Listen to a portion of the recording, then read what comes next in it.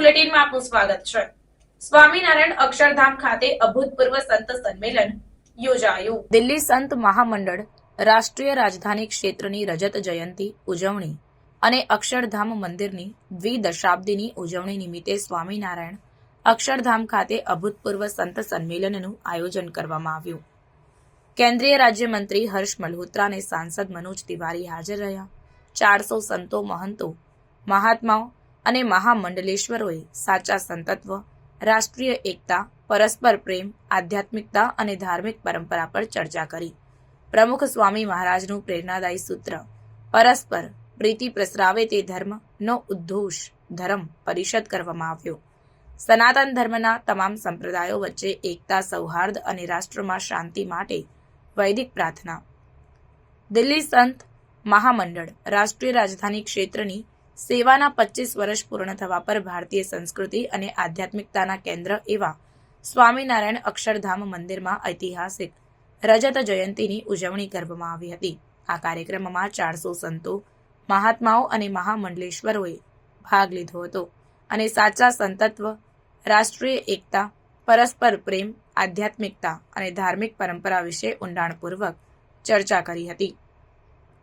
આ કાર્યક્રમમાં મુખ્યત્વે શ્રી મહંત નારાયણ ગિરિજી, પ્રવક્તા શ્રી પંચદશનામ જૂન અખાડા, પ્રમુખ દિલ્હી સંત મહામંડળ રાષ્ટ્રીય રાજધાની મહામંડલેશ્વર નવલ કિશોર દાસજી, જૈનાચાર્ય લોકેશ મુનિજી, મહામંડલેશ્વર ચિદાનંદ સરસ્વતીજી, પ્રમોદ કૃષ્ણજી, રામકિશન મહાત્યાગીજી, દેવકીનંદન ઠાકોરજી, સુધાંશુજી મહારાજ વગેરે પણ ઉપસ્થિત રહ્યા હતા।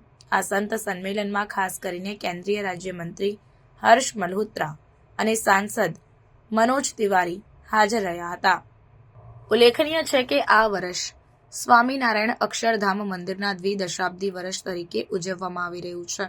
આ વર્ષના વિવિધ કાર્યક્રમોના ભાગરૂપે દિલ્હી સંત મહામંડળ નેશનલ કેપિટલ રિજન ઓર્ગેનાઇઝેશન સાથે આ ભવ્ય સંત સંમેલનનું આયોજન કરવામાં આવ્યું હતું।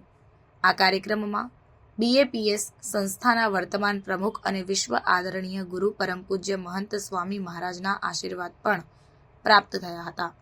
સ્વામિનારાયણ અક્ષરધામ મંદિર ભગવાનનું દિવ્યધામ, ભારતીય સંસ્કૃતિ અને આધ્યાત્મિકતાનો અનોખો સંગમ છે।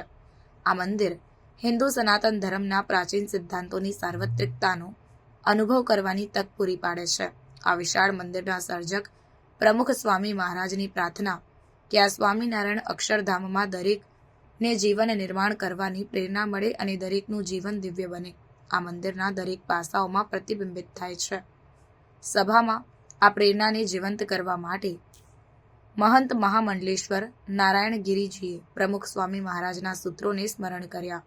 અક્ષરધામ સંકુલમાં સવારે 10 વાગ્યે સંતોનું આગમન થયું હતું। આગમન સમયે તમામ સંતો, મહાત્માઓ અને મહામંડલેશ્વરોનું પરંપરાગત વૈદિક રીતે સ્વાગત અને પૂજા કરવામાં આવી હતી।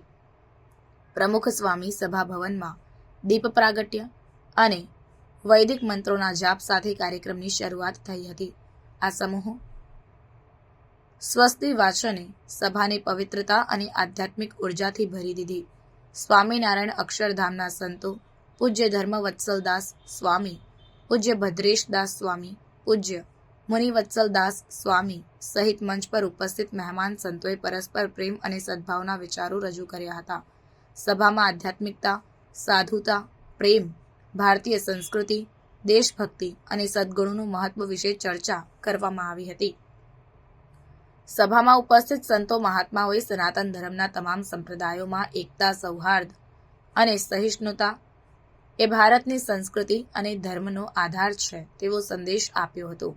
બધાએ પ્રાર્થના કરી કે દેશમાં શાંતિ અને એકતાનું વાતાવરણ જળવાઈ રહે।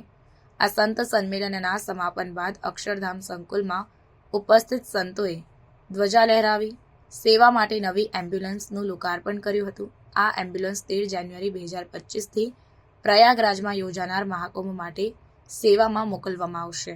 આ પછી મહાપ્રસાદ સાથે સંમેલનનું સમાપન થયું હતું।